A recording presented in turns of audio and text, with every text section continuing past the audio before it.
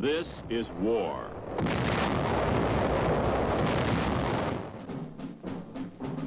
War and its masses. War and its men.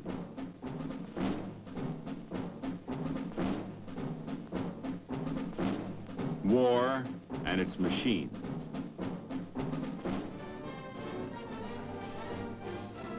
Together they form the big picture.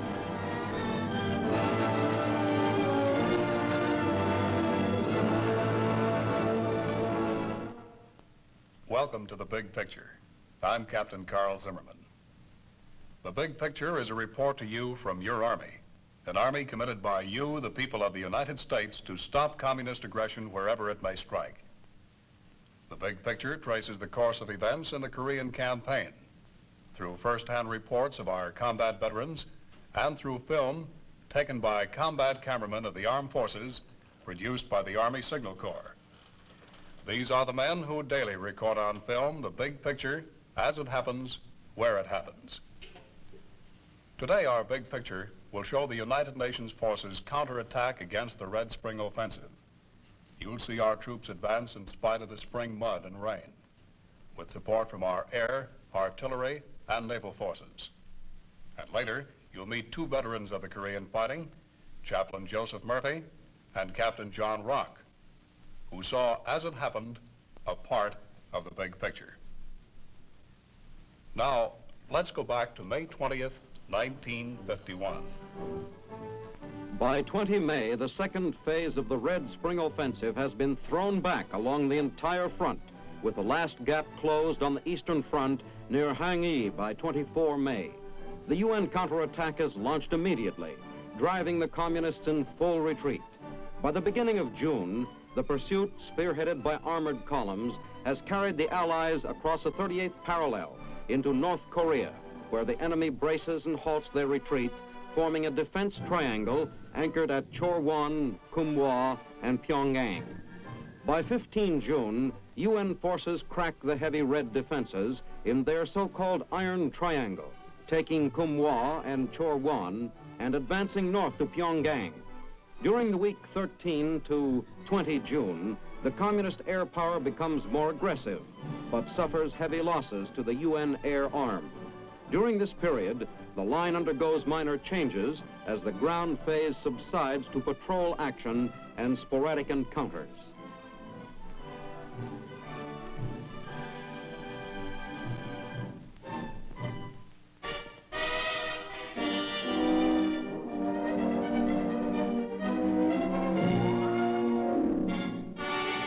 Allied units push northward along the entire front as the tide of battle changes decisively in Korea. A tank infantry force takes up the pursuit of the exhausted Reds, who bogged down in the second stage of their unsuccessful spring drive. The enemy, who has suffered huge losses in men and materiel, is retreating toward North Korean mountain strongholds. Withdrawing along a front of more than 100 miles, Red units find themselves under constant attack from the well-organized UN troops. Enemy lines of supply and communication are placed under continuous aerial and artillery bombardment. Here, the infantrymen prepare to blast the Reds from still another hilltop with coordinated fire and high explosive shells.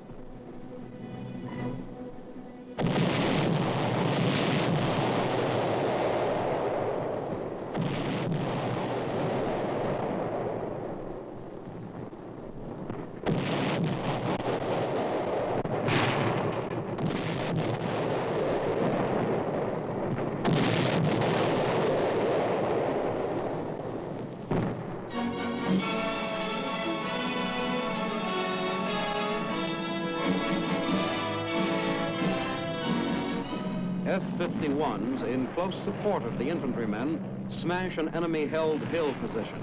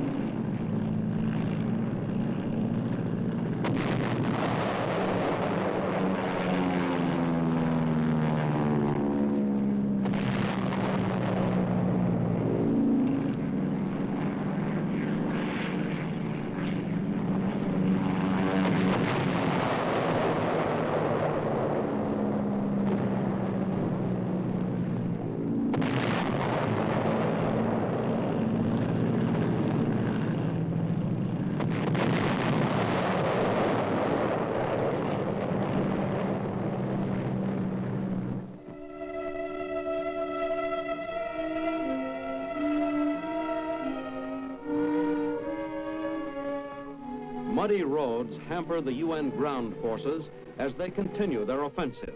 The rapidity of the UN advance has cut off many large red units fleeing the attack from the south. Artillery crews must service their guns, bad weather or not.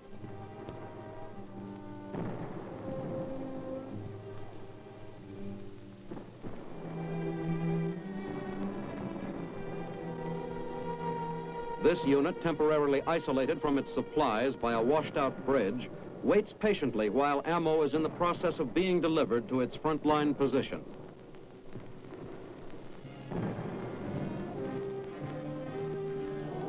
An airlift delivery of the artillery ammo has been decided on, and a break in the weather allows this resupply by air. Once considered an emergency measure, this method is now a routine logistical operation. The cargo planes, which have been dubbed by the soldiers as flying A-frames, come over in the drop zone, releasing more and more of the vitally needed ammunition. The delays caused by the strong torrential rains allow a great number of the retreating communist forces to escape north, but with their ammunition stores being constantly replenished, regardless of poor weather, UN artillery continues its heavy pounding of the enemy. The UN offensive is slowed temporarily, but continues moving into North Korea.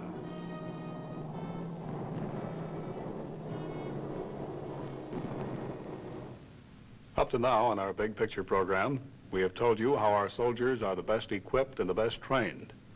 Now we'd like to tell you how that soldier becomes the best informed. With me is Captain John Rock, who is a company commander with the 1st Cavalry Division in Korea, and is now at the Office Chief of Information Department of the Army in Washington. Well, John, tell us about this I&E program. How does it fit into the big picture?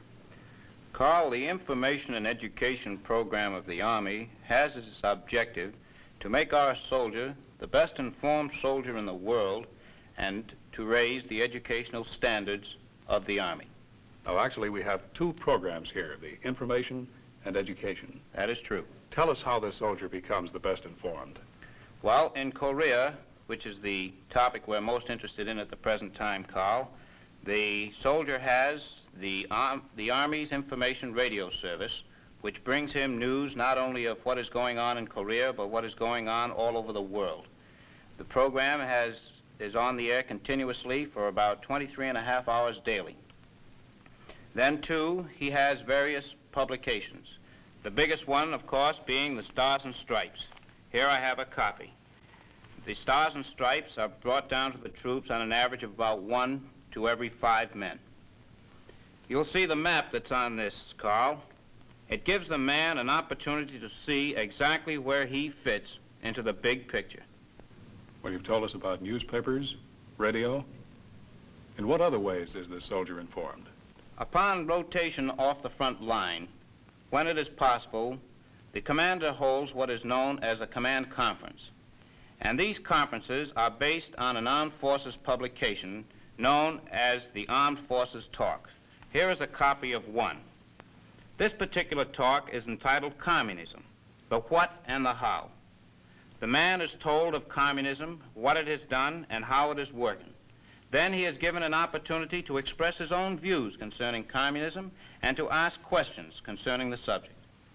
Now, how about the other part of this program, John? How is the soldier educated? Well, Carl, the education program is divided into two parts. First of all, every soldier in the Army must have the equivalent of at least a 5th grade education. If he does not, he must go to school and secure it. That particular part of the education program is mandatory. Every soldier must have the equivalent of at least a 5th grade education. That's just the basic requirement. That is the basic requirement. Over and above that, the soldier is given an opportunity to advance himself in education by taking either extension courses or attending some of the universities which have been set up within the theater so that he can advance in education. Well, now, John, you were a company commander in Korea. First of all, the mission of the Army is to win battles, right? That sure is. Well, now, how does this fit into making this soldier a good fighting man? Carl, we can never have a good fighting man unless he knows what he is fighting for and why he is fighting. And through the information program and the educational program, that message is being brought to the soldier. And by getting it, he is becoming a better fighting man. Thank you, John. And now let's watch this soldier as the UN offensive in May and June of 1951 goes on. An artillery battery prepares for a fire mission to aid UN forces in their counterattack. The men assemble a newly arrived shipment of 155mm howitzer shells for their powerful weapon. Each shell weighs 97 pounds. After stacking the shells, fuses are screwed on. The breech block is carefully cleaned and oiled during the lull between fire missions. This outfit has fired over 130,000 rounds in support of infantry, expending over 6,240 tons of shells. Here, the artillerymen adjust the equilibrator springs to balance the muzzle. Acting as a team, the men move swiftly to load the pieces. Last-second fire adjustments are completed, and the big guns go into action.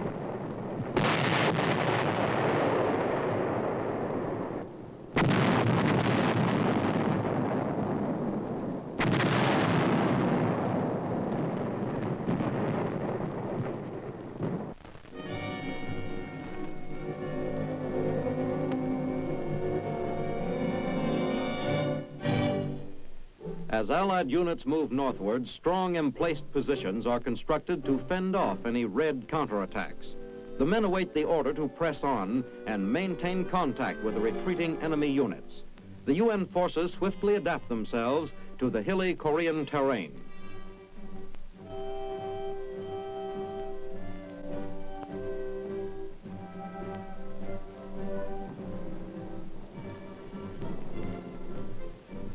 Infantrymen conceal themselves with automatic weapons in the deeply emplaced bunkers. A 75mm recoilless rifle is put to a thorough cleaning.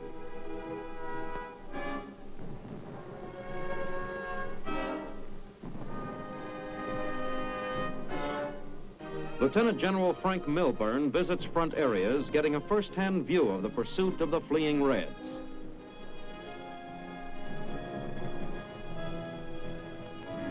The men jump off, continuing their part of the Allied counterattack.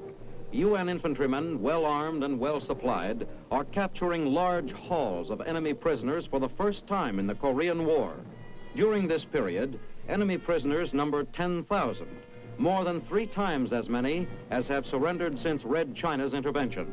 The enemy gives up rapidly the terrain it cost him so much to capture.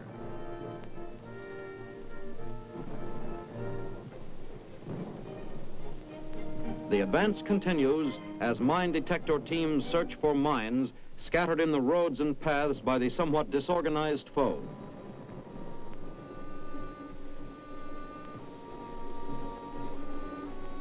Out of curiosity, one soldier glances at a Red surrender pamphlet purporting to contain pleas of captured UN soldiers. From an observation post, supporting fire is directed against Red strongpoints. Mortars are set up and zeroed in.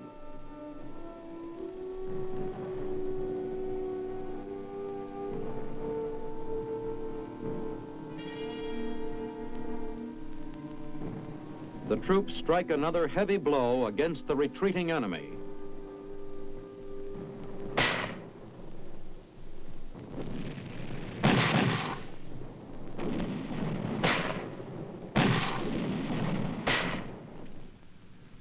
About this time, while the fighting was going on, there was a very popular Jeep rolling around the front lines that was called Life with Father. This was the Jeep that carried Father Joseph Murphy of Cambridge, Massachusetts, around the 24th Division area. Let's find out what life with Father was like. For here is Father Joseph Murphy. Well, Father, duty in Korea for a chaplain was a good deal different than duty back here in the States, wasn't it? That's correct, Carl. It was different in the sense that we didn't have the regular ecclesiastical appointments as we understand them.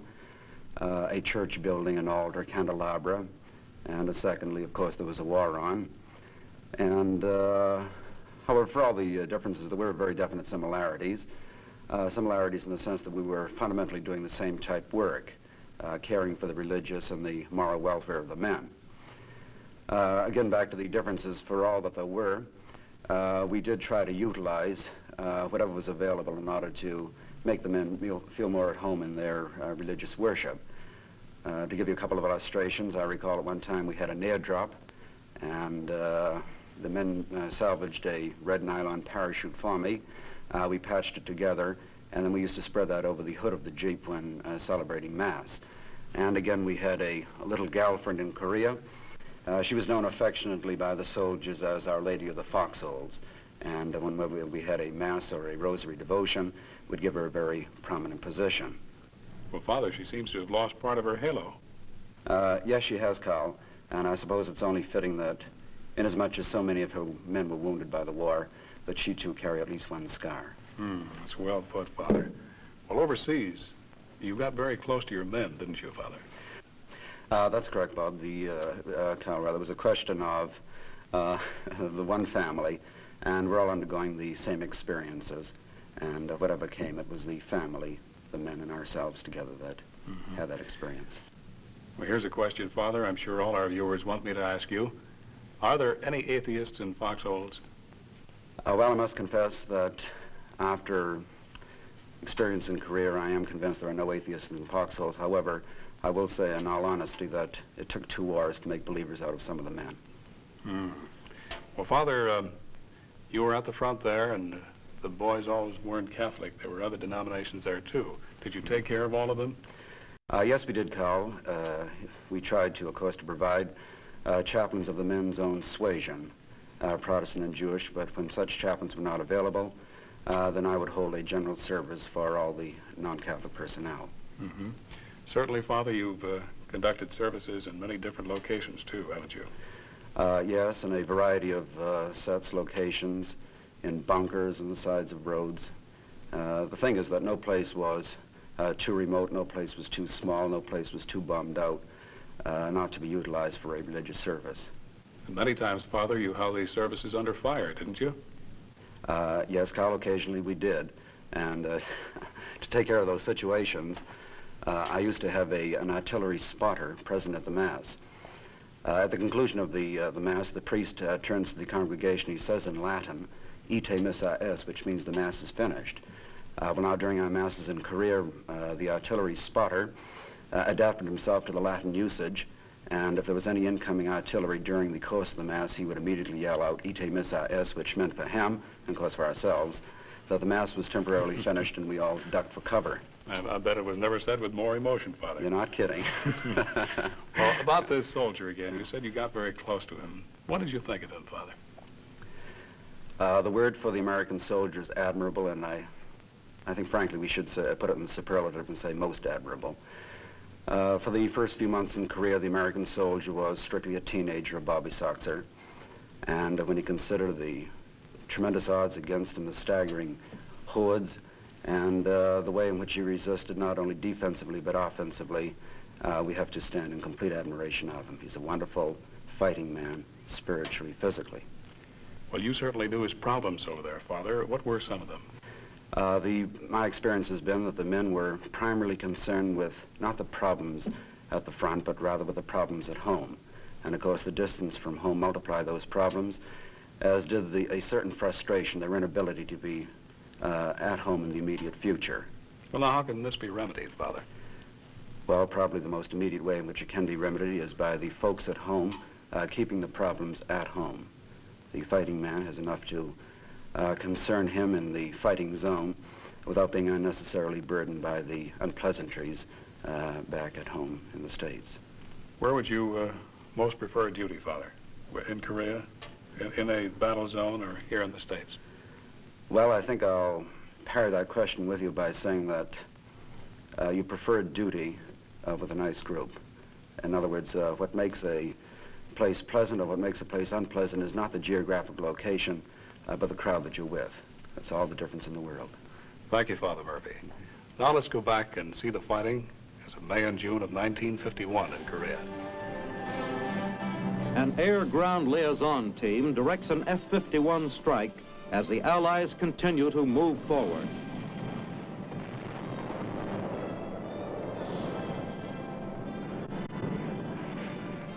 Talking directly to the pilots, the ground unit helps the planes pinpoint the target.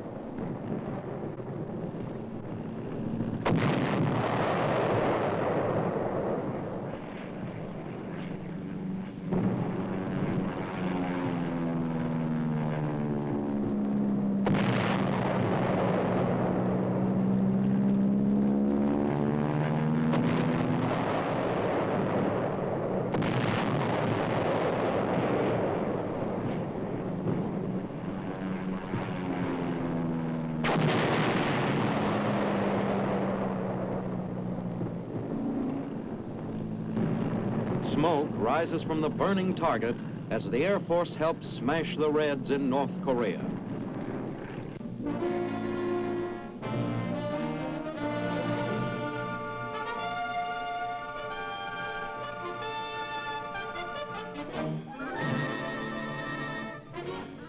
As the UN attack continues, Allied troops open fire with machine guns on an enemy-held area. The fire is directed against a small house that harbors the enemy.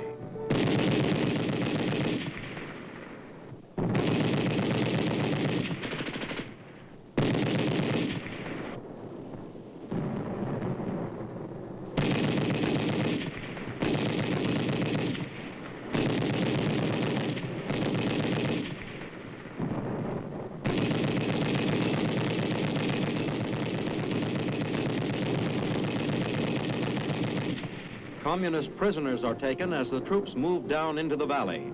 A wounded Red soldier is captured.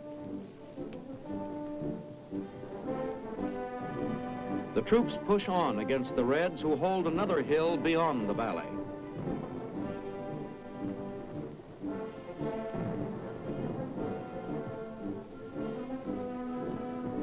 A powerful hail of steel is thrown into the enemy hill positions by quadruple-mounted 50 caliber machine guns.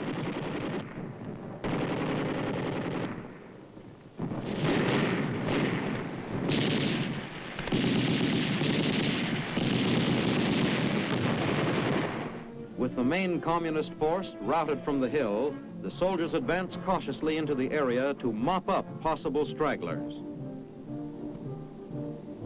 The men pause in their pursuit to have hot chow brought up to them in Marmite cans. The attack continues as the troops drive the last of the Red force out of the area.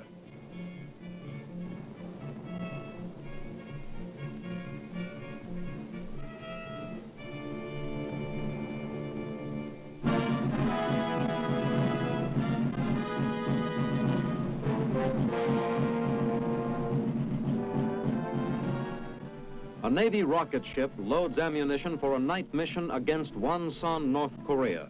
Purpose of the mission is to impede the southward movement of enemy troops along the coastal roads and blast Red supply dumps and communication centers. The Navy adds its help to the UN's counterattack as the bombardment begins.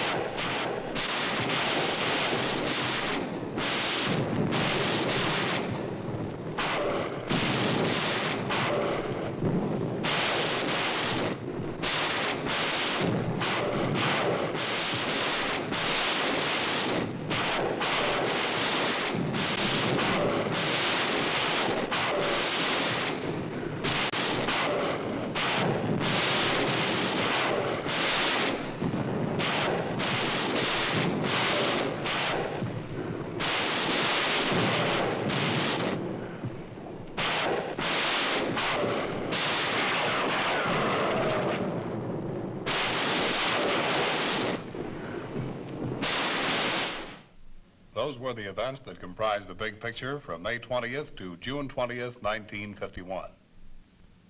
You heard about the mental and spiritual well-being of our troops through the words of our two guests. You heard about life with Father Joseph Murphy. And you heard about the Army's information and education program through Captain John Rock. Our thanks to Chaplain Murphy and Captain Rock for being with us. Now, next week, our big picture will show the beginning of the Korean truce talks. You'll see our truce negotiators in the early meetings at Kaesong. And of course, you'll hear from two combat veterans who saw action with the 8th Army in Korea. This is Captain Carl Zimmerman inviting you to be with us then.